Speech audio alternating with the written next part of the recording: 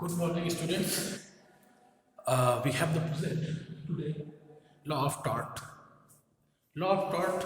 It is the a paper BLLB fifth semester fifth paper. We have to talk about the definition, nature, and basic elements of the tort. Definition. We have to look at the three definition. Indian Limitation Act Section 2, Subclause M. Salmon definition, Binfield definition, and we have the study with the general differences between tort and crime, and tort and contract. That is some basic difference. We have the study about this tort and crime and tort and contract, and we have the study the nature of the tort, which can be type the nature, two type nature. First, injurious and damnum sine injuria. We have the study from the last lecture, and today we will discuss from the general exception of tort. What is the general exception of tort?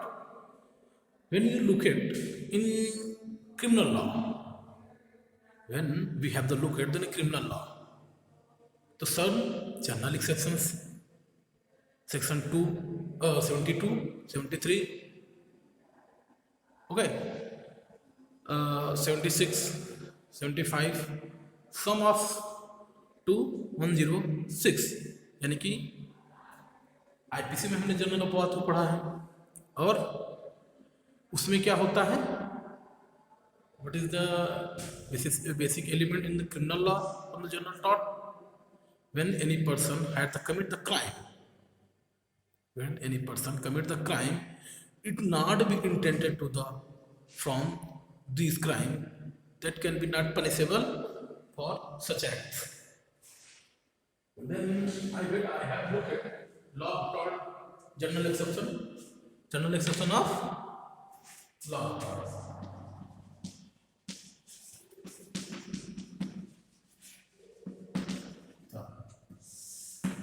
सामान्य अपवाद किसके? Law of tort के, यानी कि जो अपकृत्य विधि के सामान्य अपवाद. तो अपकृत्य विधि में लॉ ऑफ टॉर्ट में some basic elements, some basic kind of the exception. First, violent not injuria, ठीक, consent. If any person had given the consent for the any commit the tort, then can be not be file the case. For plaintiff has not filed the case such act. Okay. Second, any mistake, act of God, ठीक, mistake, acts of God, plaintiff, wrongful acts, ठीक, ऐसे बहुत सारे mistake है, ठीक, बहुत सारे ऐसी चीज़ें हैं जिनको बारे में हम इसके बारे में पढ़ेंगे. इसका हम सबसे पहला क्या पढ़ते हैं, ठीक, पहले क्या पढ़ेंगे? वायलेंट नॉन फिट इंजूरिया, यानी ये क्या होता है?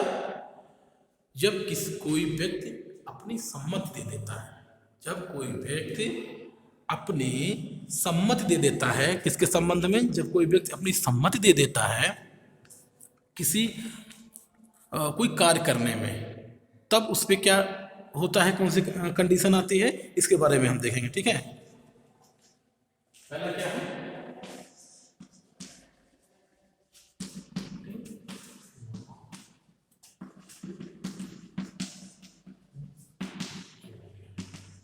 यानी कि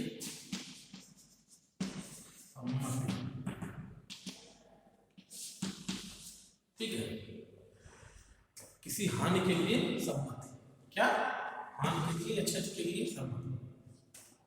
हाँ, ठीक है.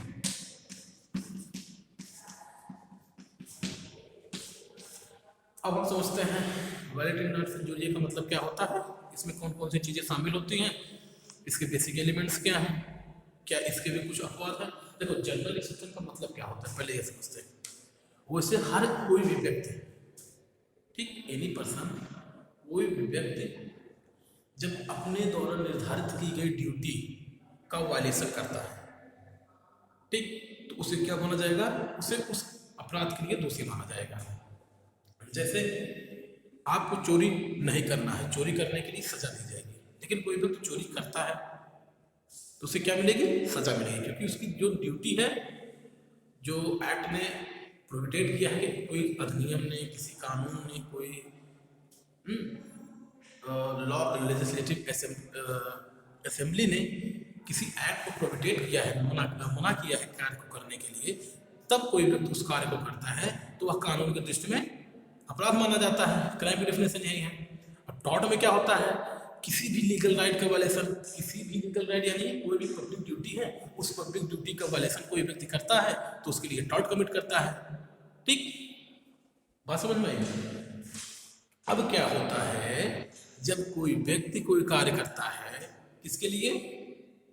अपनी सम्मत खुद दे देता है उस कार्य में करने के लिए। ठीक है, यदि किसी व्यक्ति ने जैसे कह दिया, हम और आप क्रिकेट खेलते हैं, कोई व्यक्ति देखते हो, आपको देखा होगा, आपने खेला ही होगा, कोई खेल खेलते हैं, ठीक है, कोई स्पोर्ट है, जैसे आपने क्रिकेट ले लिया, फुटबॉल ले लिया, ठीक। अब फुटबॉल को खेलते समय किसी को बॉल लग जाती है, ठीक, मान लीजिए खेलते समय बैट निकल गया हाथ से, किसी को चोट लग गई, जिसको चोट लगी, ठीक, क्या वो केस करेगा कि उन्होंने जानबूझ के मुझे मारा है? ऐसे ही कोई बॉलिंग कर रहा है, बॉलिंग करते समय किसी को कोई चोट लग जाती है, यानी कहीं ना कहीं उस व्यक्ति की सम्मति होती है जिसको चोट लगी है, उसी कहीं ना कहीं क्या होता है, एक कंसेंट होती है, एक सहमति होती है कि हाँ हम ऐसा कोई खेल खेलेंगे। उसमें क्या होता है, यदि कोई चोट लग जाती है तो ना हम आपके ऊपर केस करेंगे ना आप हमारे ऊपर केस करेंगे। ये क्या प्रकार, एक प्रकार से म्यूचुअल कंसेंट होता है।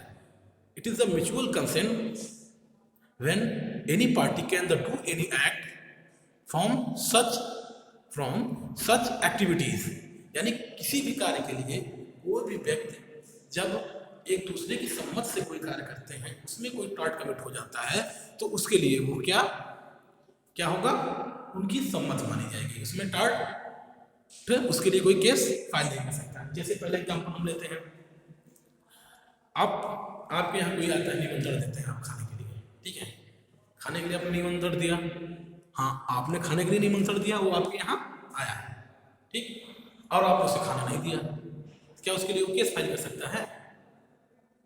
क्या उसके लिए वो केस फाइल कर सकता है? उसके लिए obvious सी बात है, वो केस क्यों फाइल करेगा? भाई आपने बुलाया, आपने नहीं खिलाया, नहीं दिया, ठीक है, तो आप उसके लिए कोई केस क्यों फाइल करेगा? ठीक, इसी चीज की तरह हम देखते हैं वायलेटिव लॉस इंजूरिया में क्या होता है, ठीक है,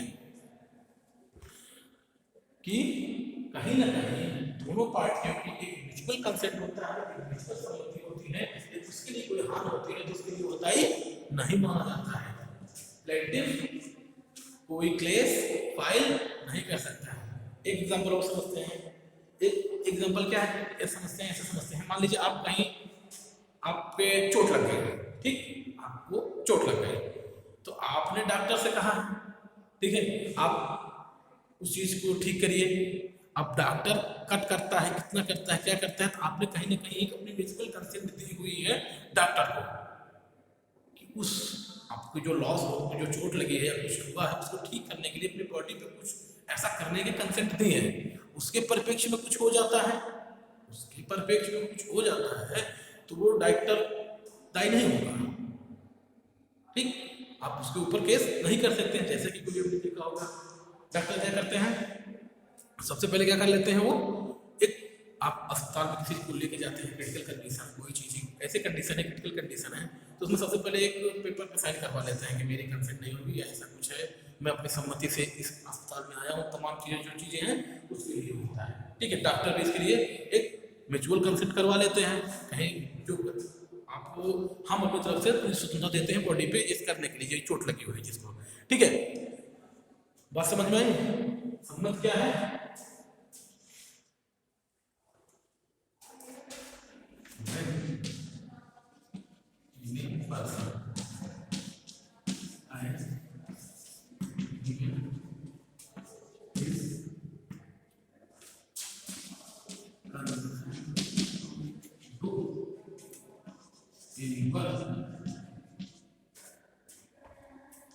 Which or in and but if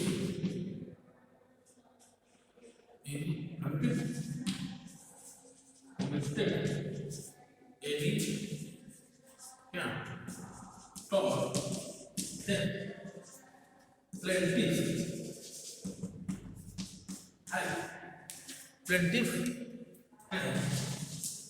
not file any case, ठीक, यानी कि कोई person any person has given the consent, ठीक, कोई व्यक्ति अपनी सम्मति देता है किसी को कार्य, कोई ऐसा कार्य करने के लिए जिससे कोई टॉर्ट कमिट हो जाता है, तो उसके लिए क्या होगा, उसके लिए वह व्यक्ति केस फाइल नहीं कर सकता है। इसके परिप्रेक्ष्य में समझे, यानी कि जब कोई व्यक्ति अपनी सम्मति देता है किसी को कार्य करने के लिए, एक दूसरे की सहमति होती है किसी कार्य में, यदि उस सहमति के दौरान कोई ऐसा कार्य हो जाता है या दुर्घटना घटित हो जाती है या कृत्य हो जाता है या टॉर्ट कमिट हो जाता है, तो उसमें एक दूसरे के पर वो केस फाइल नहीं कर सकते हैं, ठीक है। प्लेंटिफ उसके लिए केस, जिसको जो प्लेंटिफ होगा, जो दायी होगा, जिसके लिए जिसके साथ ये टॉर्ट कमिट होगा, वो केस फाइल नहीं कर सकता है, ठीक है, उस केस के लिए, ठीक। इसमें हमने क्या देखा, ये चीज समझ में आ गया।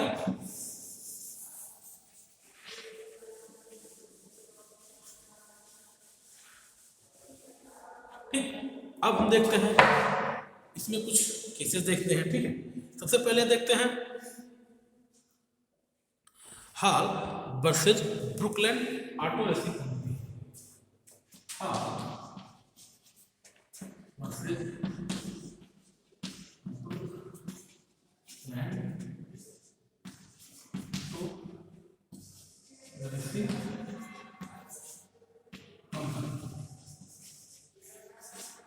Hall versus Brooklyn auto racing company, ठीक है। अब हम क्या देखते हैं,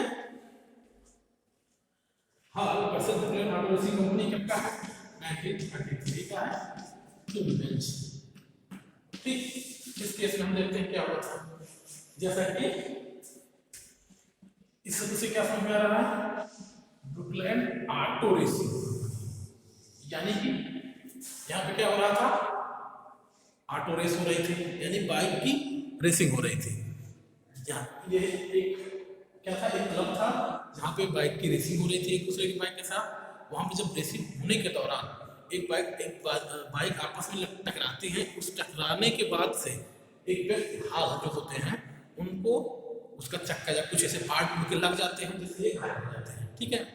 तो यानी कि जब कोई दर्शक कोई चीज देखने आया है, ठीक है, कोई ऐसा व्यक्ति है जो खेल में को देखने आया है, तो उस खेल के दौरान उससे जो छोटी मोटी चोटें लगेंगी या फिर कोई चीज होगी, तो क्या होगा, उसके लिए वो केस फाइल नहीं कर सकता है। जैसा कि आप क्रिकेट देखने जाते हैं, ग्रीन पार्क में जाएं, अटल बिहारी वाजपेयी स्टेडियम, एकाना स्टेडियम लखनऊ में जाएं, आप अपनी सीट पे बैठे हो, क्रिकेट की बॉल है आपके सर पे लग जाए, किसी ने सिक्स लगाया, आपके सर पे बॉल लग गई, खून निकलेगा, यानी इंजरी हुई, तो क्या आप उसके लिए केस फाइल कर सकते हैं, आप उसके लिए केस फाइल नहीं कर सकते हैं। इसके लिए क्या कहा गया, यह एक बिल्कुल एक्सीडेंट था, यानी कि यह दुर्घटना थी, यह क्या थी, आवश्यक दुर्घटना नहीं थी, ये एक्सीडेंट था, एक्सीडेंट था क्योंकि इसमें हमेशा तो लड़ती नहीं पाई, लेकिन जो लड़ी उसमें कहीं ना कहीं आप टिकट लेके जाते हैं तो उसमें कुछ सम्मति होती है कि किसी कोई चीजें हैं, इसमें एक फ्री कंसेंट मानी जाती है, ठीक है। कंपनी में क्या हुआ, यही हुआ कि इसमें जब देखने गया तो इसमें जो चोट लगी इस व्यक्ति को, तो वह व्यक्ति प्लेंटिफ केस फाइल नहीं कर सकता, क्योंकि वह उसकी खुद की सम्मति थी कि रेस देखने जा रहा है तो चोटें लग सकती हैं, ठीक है।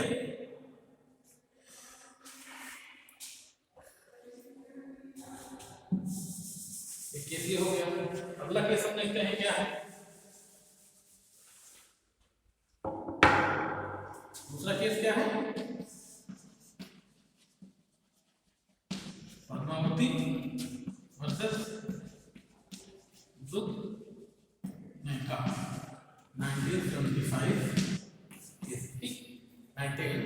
1975 का केस है, पद्मावती वर्सेस दुग्नेका, ठीक, पद्मावती वर्सेस दुग्नेका। तो हमने इसमें देखते हैं क्या है, इसमें क्या था, एक व्यक्ति थे, ठीक, जो डिफेंडेंट था वो अपनी जीप लेके गया पेट्रोल भरवाने, ठीक, पेट्रोल भरवाया, पेट्रोल भरवा लेने के बाद जब वो वापस जाने लगा, पेट्रोल भरवा लेने के बाद जब वो वापस जाने लगा तो क्या हुआ उसके साथ क्या हुआ, उसमें दो ऐसे व्यक्ति बैठ जाते हैं जो अनजान व्यक्ति आके उसमें बैठ जाते हैं, लिफ्ट लेते हैं कहीं जाने के लिए। ठीक, जब जाने के लिए वो लिफ्ट लेते हैं, उस पर बैठ जाते हैं। थोड़ी दूर चलने के बाद जो उसका चक्का था जीप का वो निकल जाता है, एक्सेस जो उसकी होती है धुली चीज होती है निकल जाते हैं चक्के से, और जिससे वो गाड़ी पलट जाती है। पलट जाने के बाद क्या होता है, वो गाड़ी जाके किसी पेड़ से टकरा जाती है। पेड़ से टकराने के बाद जो दो व्यक्ति उसमें से काफ़ी ज़्यादा इंजरी जाती हैं, जिसमें से एक व्यक्ति की बाद में मृत्यु हो जाती है। तो जिसकी मृत्यु होती है उसे फैमिली की तरफ से, और जिसको चोट लगी थी उसकी फैमिली की तरफ से, वो उसकी तरफ से क्या हुआ, केस फाइल किया गया। किसके लिए, कि जो उसमें बैठा था मेरे साथ, उन्होंने गाड़ी चलाई, गाड़ी चलाने के बाद जो चोट लगी हमें उसका मुआवजा दिया जाए। तो कोर्ट ने क्या कहा, कोर्ट ने कहा जो व्यक्ति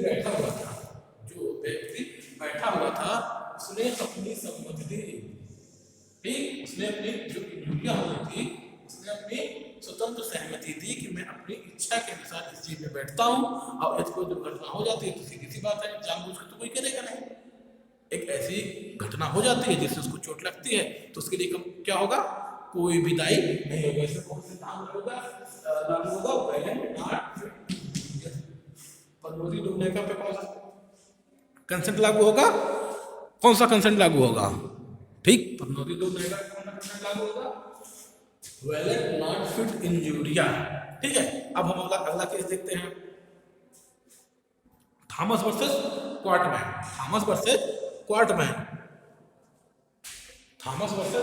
हम देखते हैं। ठीक है, अगला केस देखते हैं थॉमस वर्सेस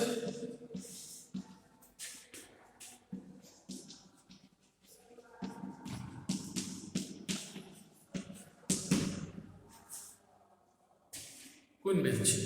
ठीक, अब थॉमस वर्सेस क्वार्टरमैन के बारे में क्या समझते हैं। इसमें यह हुआ था, इसमें एक फैक्ट्री थी, कारखाना था, फैक्ट्री थी, किसी फैक्ट्री थी, शराब की फैक्ट्री थी।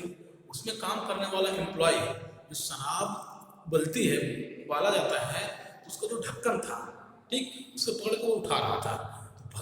उस ढक्कन को पकड़ के उठाते समय इतना तेज से खींचा, जो भाप जो थी या फिर जो छींटे जो थे उसकी बॉडी पे है, जिससे उसकी बॉडी जल गई। ठीक, तो यानी कि कोई भी ऐसा काम कोई व्यक्ति कर रहा है जिसमें इंजरीज होने की संभावना है, तो वह अपनी इच्छा से काम कर रहा है, इसमें चोट लग सकती है या वो काम ही ना करे। ठीक, यानी जब उसने उसको खोला तो उसके छींटे और भाप उसके ऊपर आया, उसे सावधानी से खोलना चाहिए था, लेकिन उसने नहीं खोला। तो इसके लिए क्या कहा गया, उसके कौन सा टॉपिक लागू होगा, वैलेंट नॉन फिट इंजूरिया। में क्या था, शराब का कारखाना था, शराब को उबलते हुए जिसको खोला तो उसकी भाप उसके छींटे शरीर पे आए और उसके शरीर इंजरी हुई। जिसकी इंजरी हुई तो उसकी कहीं ना कहीं वो कंसेंट थी उस काम में करने के लिए। जब उसने कंपनी को, फैक्ट्री को ज्वाइन किया जहाँ वैसा ही काम ही होता है, तो उसमें काम करने से छोटी मोटी चोटें या कुछ ऐसी चोटें आ सकती हैं यदि कोई व्यक्ति सावधानीपूर्वक काम नहीं करेगा। ठीक, जब सावधानीपूर्वक काम नहीं करेगा तो ऐसी चोटें आ सकती हैं। उससे क्या होगा, चोटें आई तो उसके लिए प्लेंटिफ इसके लिए केस फाइल नहीं कर सकता है। ठीक, थॉमस वर्सेस क्वार्टमैन में, ठीक, थॉमस वर्सेस क्वार्टमैन में क्या हुआ, वह केस फाइल नहीं कर सकता है। अगला केस हम देखते हैं। ठीक, अगला केस हम देखते हैं क्या है, इलोट वर्सेस बिल्टेट। ठीक, इलोट वर्सेस बिल्लेट, एक केस देखते हैं, इलोट वर्सेस बिल्लेट।